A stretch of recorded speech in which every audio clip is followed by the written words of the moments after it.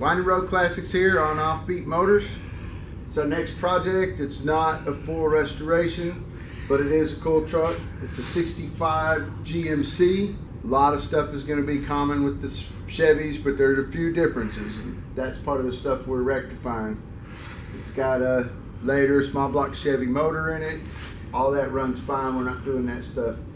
He's put some tubular suspension under the front, A-arm suspension. We're going to do a conversion on the rear end, so instead of semi-elliptic springs, it will have a truck arm suspension, which we haven't talked much about, but the 69 C10 that we're already doing has one. Ward's Circle Track replica street rod has one. It's real common and a very versatile suspension system. They make a lot of conversion kits for them. And the good thing about this truck is the cross member coming off of the factory already has the holes for it. So other than a lot of rear end welding, the brackets for the rear end and some centering and making sure our pinion angle is correct, it's going to be a fairly straightforward conversion. It's also got a cracked windshield. We're going to replace the windshield later. Probably won't video that. We're putting a new steering column in so that he can have shifter on the column, because his big old dog shoots it into neutral every once in a while when he's driving along, and that's not good. And it's just a good driver, enjoyable truck. So first thing we're going to do, take the bed off, partly so we can video it and also so we can clean things up and get to the conversion stuff easier. And then I took the exhaust off yesterday. Oh, and he's getting headers, which that's always fun. So and I say that somewhat facetiously, because sometimes they're a pain in the butt to put in, but they're cool. So this is kind of a limited scope project, but the guys bought some good parts, and we're going to do some unboxing here in a little while and take the bed off. So that's our goal for today, bed off and unboxing. All right, we got everything set up, ready to lift the bed off. Got 8 bolts, so we took the nuts off, a couple of braces from the frame out to the front of the fenders. Rest of the fender braces just go to the bed. So we got this set up crossways, and we're picking it up from the bottom, all 4 corners. Got our electric hoist, then we're going to lift it up, and then we're going to put it down on this little cart, which you may recognize this cart from the cab of the 69 C10 project. We've just got a couple of boards screwed on here. We're going to set it on, that way we can move it around, do whatever. We're not doing much with the bed, but the owner may come get it and put some new wood in it. So, but that'll be his project, not ours. So without further ado, we'll get everything started and lift it up, and y'all can watch us.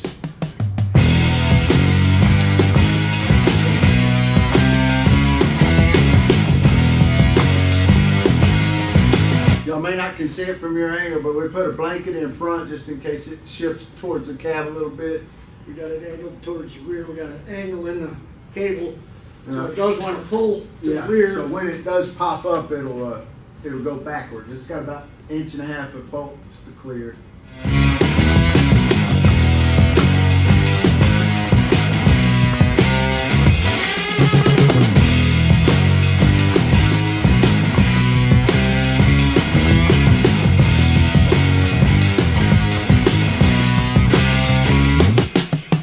Okay, this is what we got going on now. So we're going to set it down on here and see what we got. Everything's in pretty good shape under here. It didn't have any pads, so we'll probably put some small rubber pads in there. Yeah, between the frame and that. Yeah, this is going back pretty much how it just came off after we get all our work done. So we'll have these boards running across these rails front to back, rather than sit on any of this sheet metal or anything. We want to stay off of that so we don't bend the bottom of the bedside. But this bed's in pretty good shape. All the rails, I don't see any rust on the fenders or anything. So, I mean, surface rust, but nothing structural. So we're all good. All right. We'll set it down and Yep. I'm gonna come down a little bit at a time. yeah, I'm ready. Coming down. I'll hold the twist.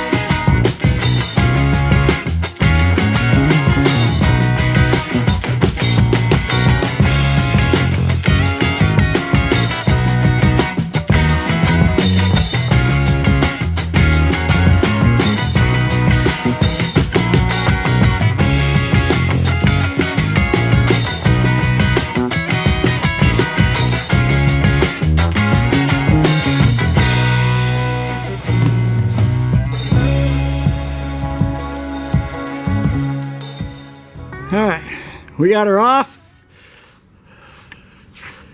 Take a look, see what we got. Some old random exhaust hangers. This was added. It's a spare tire lift out of who knows what, but the guy's thinking about putting a underbed gas tank right here, which we forgot to get a measurement for, but that's okay. Height wise. But anyway, we're not sure about that yet, but we're going to get this out of here anyway just for work. Shocks will come out, spring hangers will come off, front and back, and then we'll show you all the toys that are going on. Because completely changing this is semi-elliptic. I think most of y'all probably know at least that much, but that's normal leaf springs used on millions of trucks and cars throughout history. So it's not a bad system, but it does have its limitations. If you get enough in there to make the truck carry a bunch, then it rides real stiff. If you have it soft, then put a couple of bags of concrete in your truck and it bottoms out. So the coil springs act a little different, and you can get a variety of spring rates and resistance options with the coil springs. And this customer has chosen progressive, so it's probably going to ride real nice, but then if he does put some weight in it, it'll hit the second stage of compression and it'll be nice. We'll continue to show you our troubles as we go, but this is a pretty straightforward job. We hope. Yeah, we hope. But we do have vast quantities of goodies that's got to go in here, and the guy has bought what we believe to be darn near everything that's needed.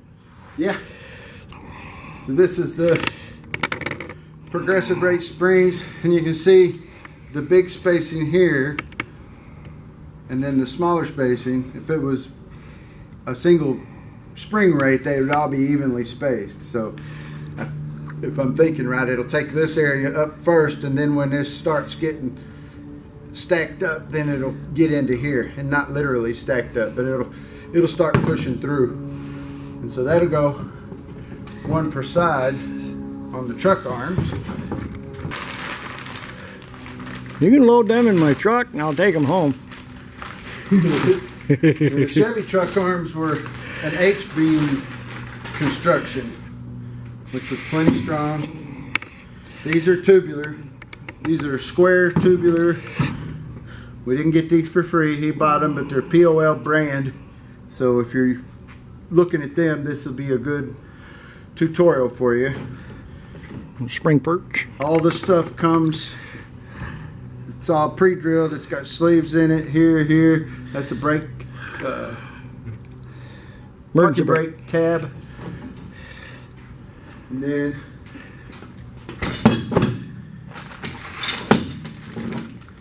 That's spring related.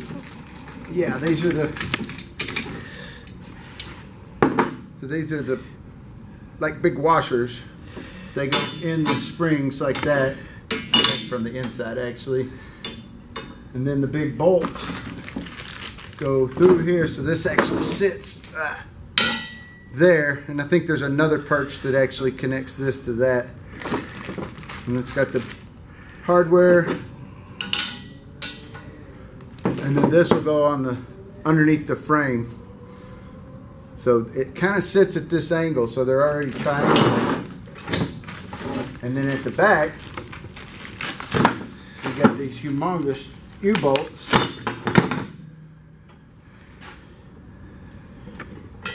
This sits under the axle, right? Yeah. Yep. So the axle will go through here.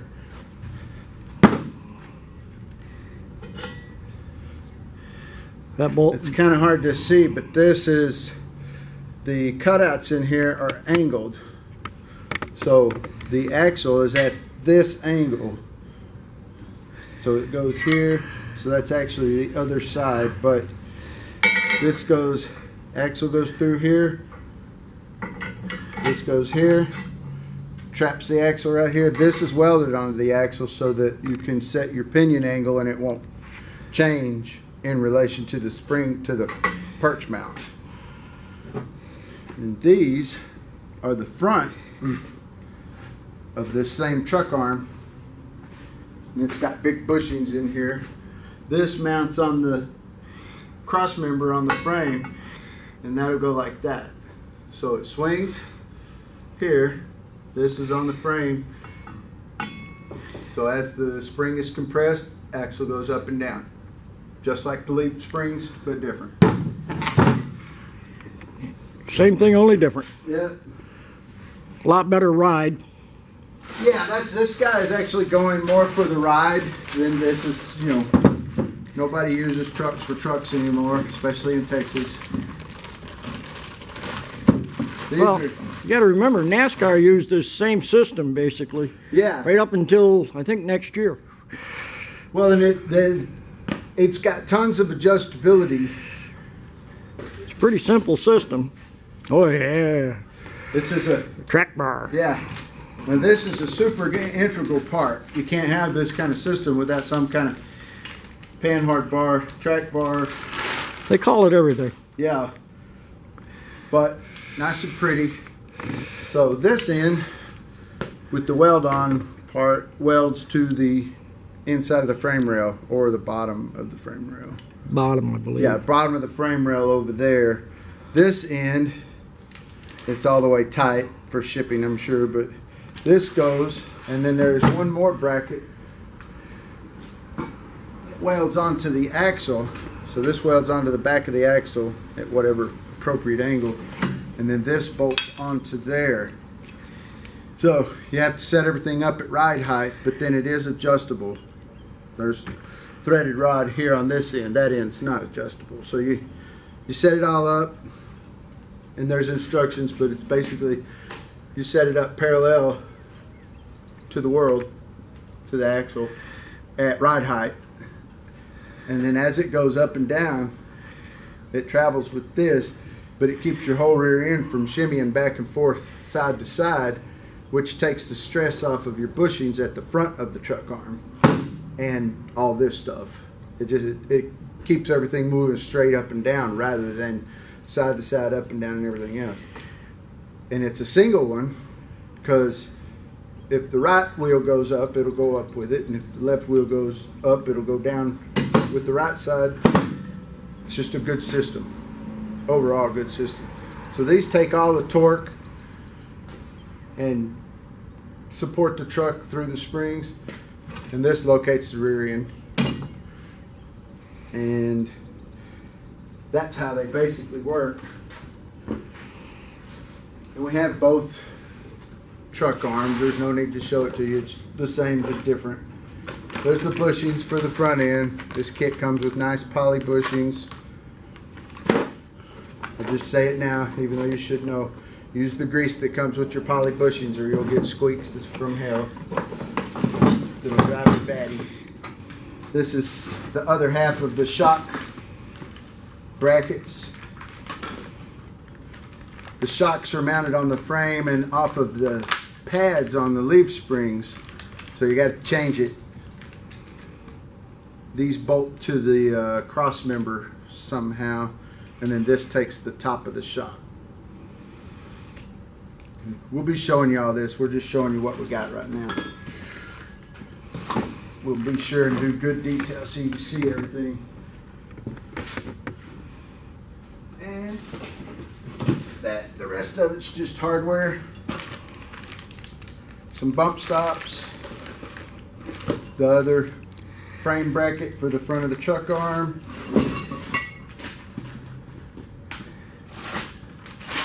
Whole body mount kit.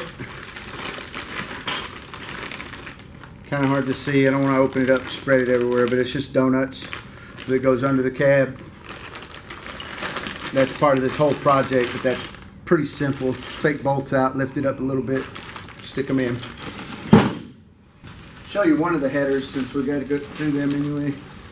They're pretty.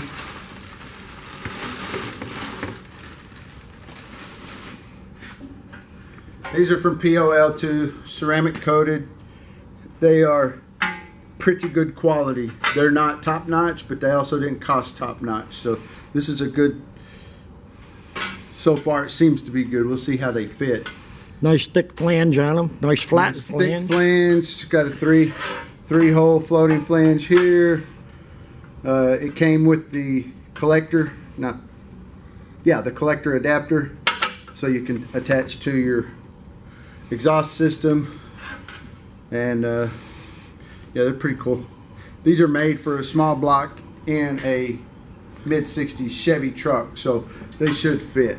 There may be some issues near the starter or something, and we'll see what's going on once we get there.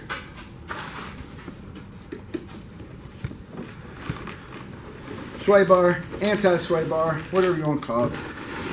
Anti-roll bar, lots of different ways. This is part of the kit as well. That'll improve the handling. Yeah, because it had nothing in the back. And so, I may be holding it wrong, but it basically goes flat like this. It's got mounts to the frame.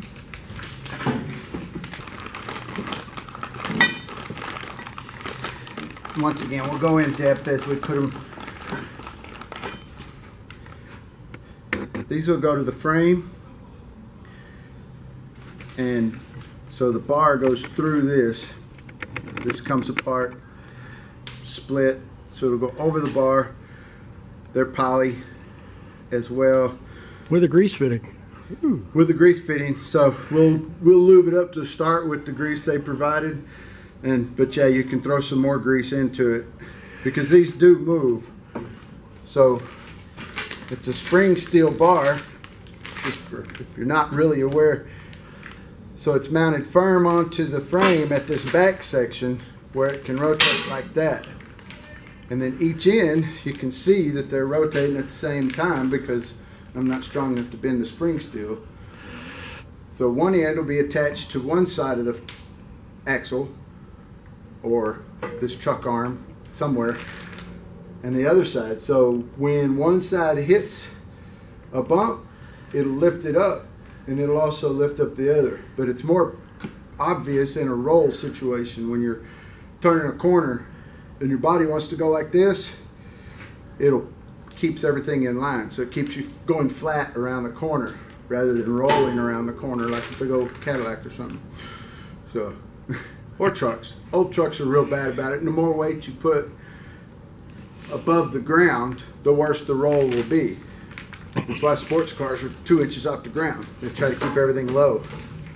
But this will help with not so much ride like in being soft, but it'll help with ride going around corners,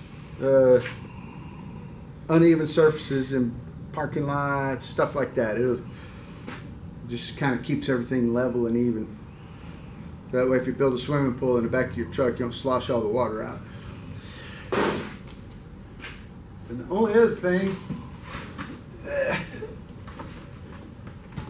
is the steering column.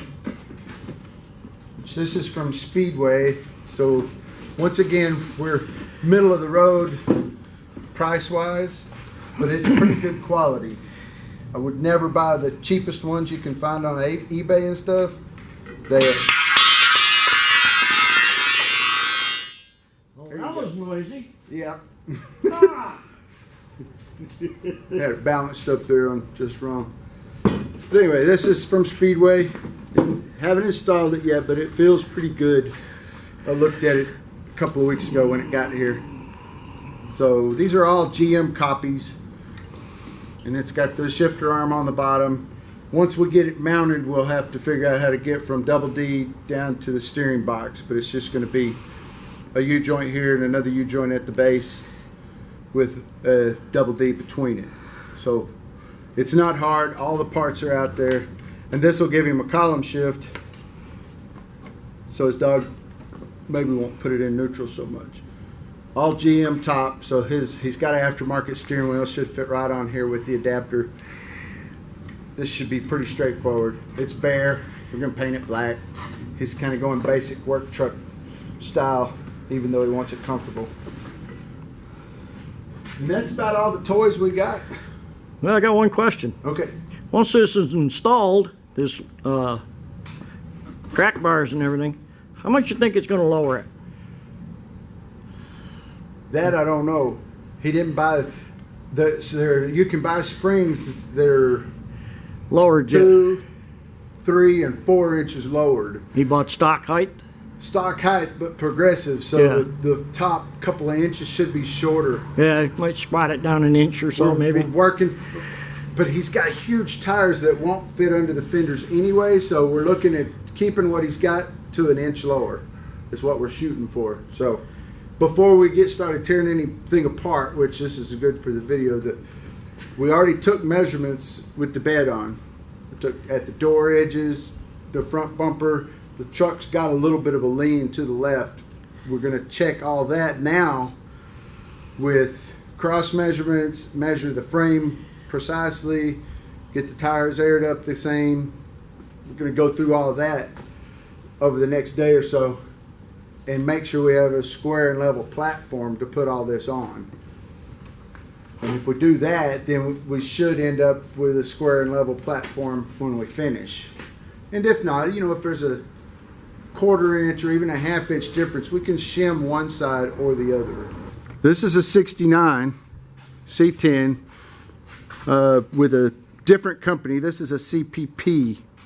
We need to go down so we can see. And Here, I'll get it. there. Talking all about. So it's the exact same design because they copy in GM. But the CPP uses round tube. But you can see, so I don't know how much this one's lowered, but this is a lowered springs, and it's obviously a lot less spring rate. We've got 1/2 or maybe 5/8 inch metal on this coil, and on these coils, this is a solid 3/4, maybe a little more. But just holding them side by side, you can see the difference. And I mean, even, but this truck is very low. This truck is Oh yeah, this is 4 to 6 inches lowered from stock. Yeah. But it was set up like that. We didn't do this, but it was set up correctly, and it was set up like that. But I think this is about as low as you can go. You can see there's about 2.5, maybe 3 inches between the bump stop and the axle before you start needing some kind of C-frame. But if you're doing that, then you're like laying frame and putting fenders on the ground, and nobody wants to do that. Yeah. We don't want to do that, because this truck that we're looking at now is going to be get fresh paint job and everything. That's in the other videos, but yeah, you can, if we put this in here, the frame would be, you know, at least 3 inches higher. Yeah. Maybe 4. It'd be riding up here. Yeah. Even with everything else the same, if we just swapped the springs.